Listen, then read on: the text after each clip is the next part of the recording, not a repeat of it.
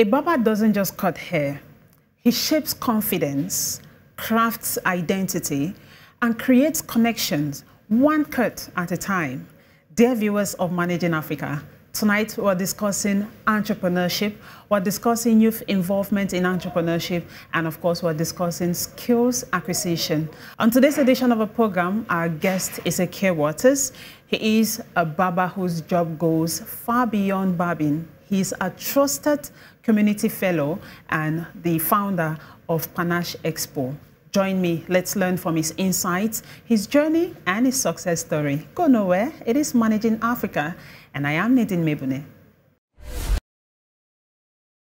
Welcome back, dear viewers of Managing Africa, and of course, thanks for joining us. Today, as promised, we're discussing entrepreneurship, we're discussing youth's involvement in entrepreneurship, skills development, and you name it. And on today's edition of the program, our guest is Ekie Walters. Ekie Walters is an entrepreneur, and he is more that you will be discovering on this edition of Managing Africa. It's a pleasure to have you on board Managing Africa today. Thank you very much, Nadine. How are you doing? I'm doing wonderful. And you? Great. I'm fine. Thank you for asking. You're looking so beautiful. Your makeup artist is perfect. Okay, I see you have a keen eye for makeup, yeah? Yeah, well, we'll get to that. We'll get to that. But now, tell us, do you do sports? I would like to know. Yeah, I do sport. Great. I'm a football fan. Football, great. And I also like running around, so I do sport a lot. Okay, oh, that's nice. Yeah. So what's your sports schedule? My sports schedule? 6 a.m.? No, 6 a.m. 6 a.m. Yeah, 6 to 7. 6 to 7, yeah. daily? Daily. Nice. Yeah. Well, I think I'll join you in that routine. 100%, you should. Now, let's get into the crux of the matter, yeah? Yep. Tell us, what is your opinion? You are an entrepreneur. We've seen the works that you do to, you know, change the mindset and help the youths in Cameroon. Now, tell us, what is your opinion, personally, of the entrepreneurship ecosystem in Cameroon? What do you think about it? Nadine, I have been in the ecosystem for about, I think, 4 or 5 years. Great. And when I started, and what I'm seeing now from what I started, I can probably say that the youths in Cameroon are doing extremely good. Okay. They are doing wonderful based on the difficulties they're facing.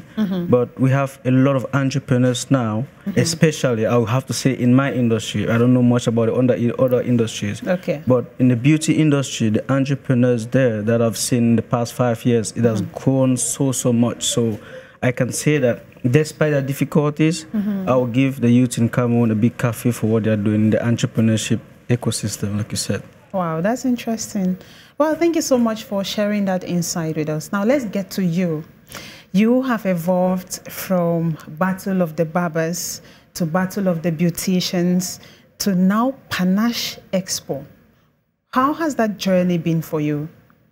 And before we get to that question, I think we should begin with the background of Panache Expo. What is it all about? Oh, very wonderful question.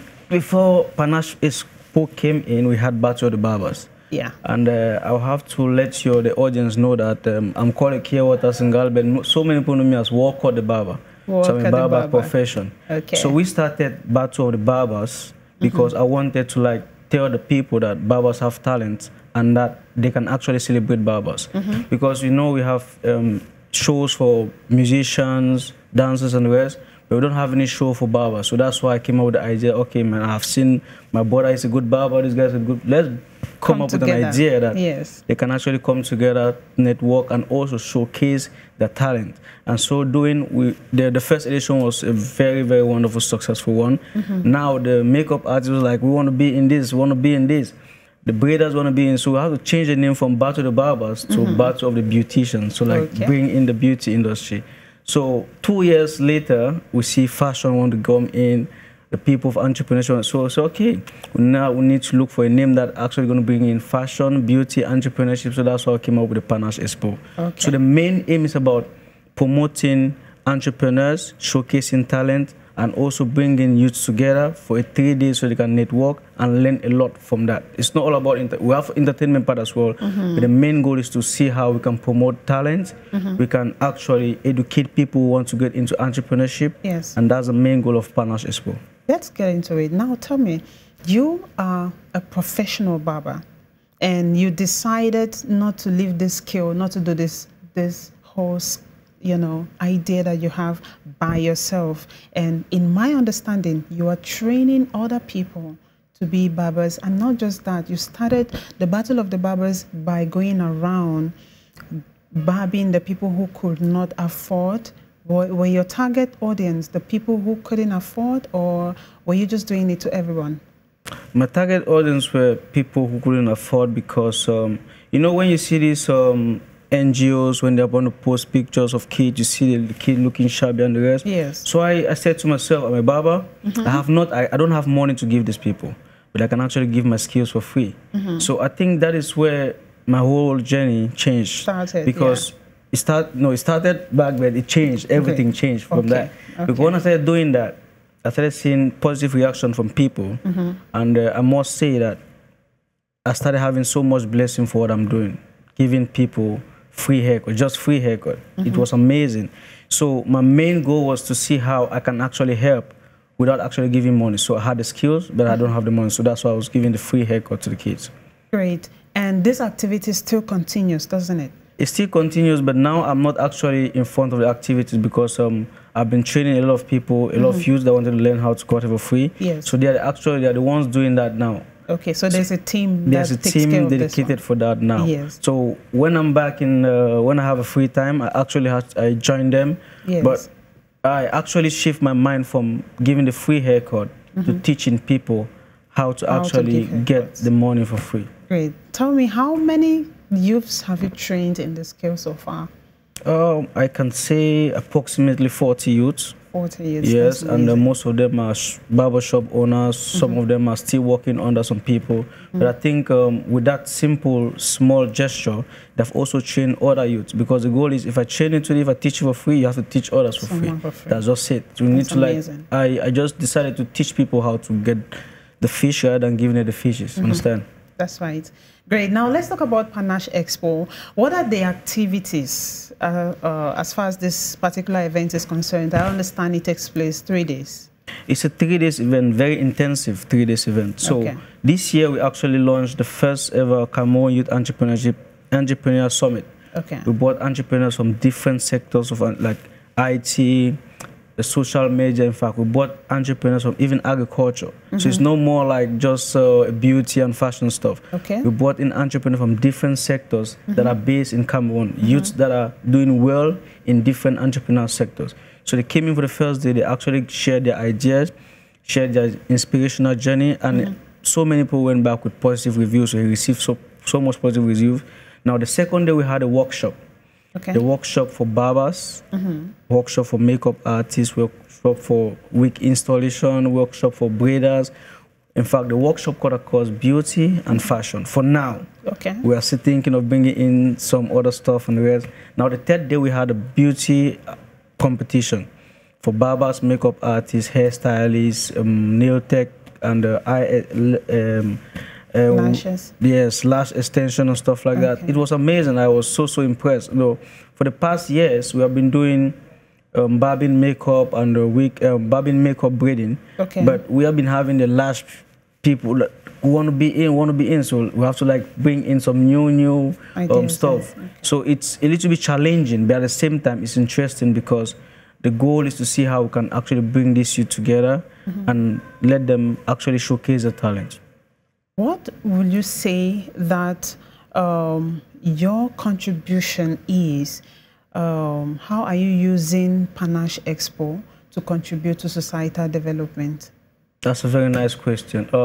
For the past 2-3 years, we have actually succeeded in sending 2 barbers based on our collaboration with other brands out of Cameroon. We have sent 2 barbers out of Cameroon, Dubai. They are working now in a VIP barbershop in Dubai.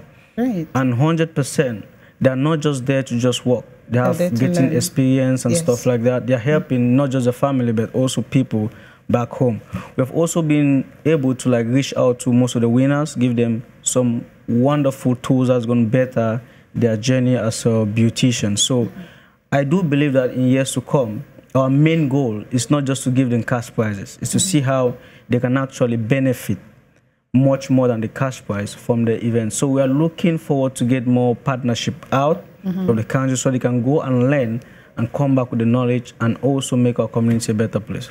That's amazing. Thank you very much. Well, I think personally that you are doing great, and moving from Battle of the Barbers to Battle of the Beauticians to now Panache Expo, it's a wonderful initiative, but I do also believe that nothing good comes easy. So definitely you've come across certain challenges that have made the work quite difficult for you, as it's been running for 5 years straight, right?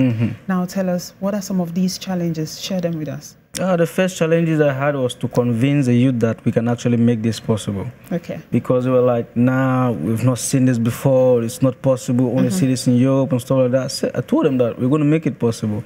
So they have been supportive. I must confess. The youths in the beauty industry, they have been extremely supportive in that particular sector. Amazing. Now, the problem now is that to get investors to actually see the vision of that, these people need to support. If you invest in these people, you're going to have good return. It is difficult because so many people actually, they don't care about the fashion or beauty industry that much. Yeah. Don't get me wrong, but here in Cameroon, we don't care much about the fashion and beauty industry. But we need to like see that these people, most of them, if you look carefully, if you ask a makeup artist, she might be a degree holder, a PhD or whatever degree holder, understand? So we need to like give these people the opportunity that they deserve. So I do believe that if we have good investors that can come in the Panache Expo, I'm not saying that we haven't been having some good collaborators, but I do believe that if so many people can actually see the vision of that, the beauty and the fashion industry blooming, put in the resources and you're going to get it back. So our main problem is that we don't have a lot of people interested in investing in the beauty industry. That's our main problem for now. Great. And if these investors decide to come in today, maybe after watching you, hearing you talk on Managing Africa, and they decide to come and give you that resource that you need, what are some of the projects that you'll be able to achieve? The first project that Panache Expo want to achieve is to actually have a school, a beauty and fashion school that's going to be open to the public and also especially to the less privileged, to see how we can actually empower these people and use that are really, because people really want to like go and learn this stuff. It's difficult. It's difficult to have, like in Cameroon we don't have too many. There's no system. Yes, we don't have a good system trained. So if we can actually have investors that can come in, we can have a good institution, and we can actually bring people from outside Europe to train people back here in Cameroon. Or even the ones you already sent to go learn out, they can 100%. They can bring back the knowledge. Bring back the knowledge, because my goal is, even though I'm out, my goal is to always come back and see how I can bring back the knowledge back in Cameroon. So we just need investors that can actually believe in this, invest, we start up a good beauty institution that's going to be like what we see outside. Because outside, when you want to do anything, do you have a certificate? Do you have a certificate? It's not the same here in Cameroon. I'm not saying that we are not talented, but if we can come in with a good, how can I say, is it ecosystem or a good training system, we can have much more professional makeup artists or beauticians as a whole. Great. So let's talk about what motivated you to become a social entrepreneur.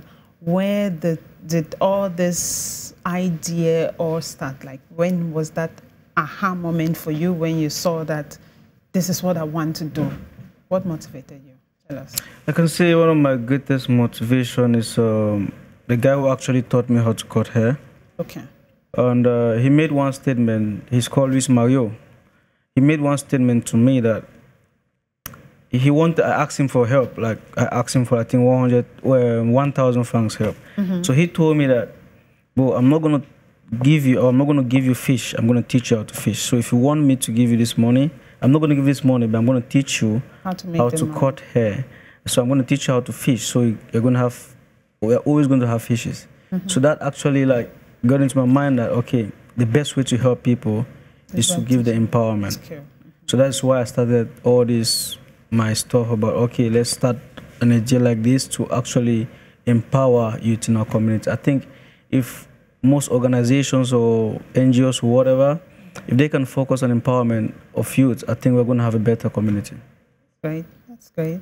And what are some of the problems that you are passionate about solving in the society? What are some of those problems, you know? If we're talking about the entrepreneur sector, I can say that I want to talk about my sector, the beauty sector. Yeah. Because that's what I'm into. That's your specialty. When I walk around Cameroon, Cameroon has a lot of talented beauticians, braiders, makeup artists, barbers, and stuff like that. But there's one thing they lack I think they should work on, which is a customer service. Okay. So they don't know much about the customer service, they don't know much about the branding. I don't really believe that the other beauticians out of the country that suit, I don't think they are better than us. Better than us, yeah. But they're just good at customer service. Simple things, good at branding themselves. So you see someone branding himself and charging 10,000, 20,000, 30,000 francs for a haircut, and you that are in your, I don't know, your small place, you know how to cut hair very well, you're still cutting hair for 500 francs. So those small things, if we can actually work on those things, I think we're going to have a better entrepreneurial sector in the country. So that is why Panache Expo actually came up with the Cameroon Youth Entrepreneur Summit to like teach this entrepreneur on how to actually tackle some of these problems. Yeah, great. And how's that going so far? I think from the first edition they learned a lot, and subsequent editions, and I think we are moving to the right path. We are not going to wait till the next edition. We are going to look for ways that the organization, that's Wakuda, which is my organization, is going to look for ways on how to like come up with more seminars or workshops like that. Yes. To actually teach youths that are into this industry how to actually make more money for what they are doing. Great. I am very interested about what you just mentioned, customer service. There's a very serious problem with customer service in this country. And that's why my thesis, when I was doing my MBA, was focused on customer service, because I observed that it was terrible. People come around with very great business initiatives, but they ruin them with the kind of customer services that they deliver to people. And I'm interested in knowing how you intend to solve this issue of customer service, to be precise. Do you think that holding workshops is going to solve it? I do think it's going to solve it based on who is listening. Yes. If you can listen and implement what they teach you, you can actually make it possible. Because back in Europe and the rest, that's what they do. So in the shop, the shop owner calls someone who is into customer service, have a meeting with all the staffs, and they teach them what to do.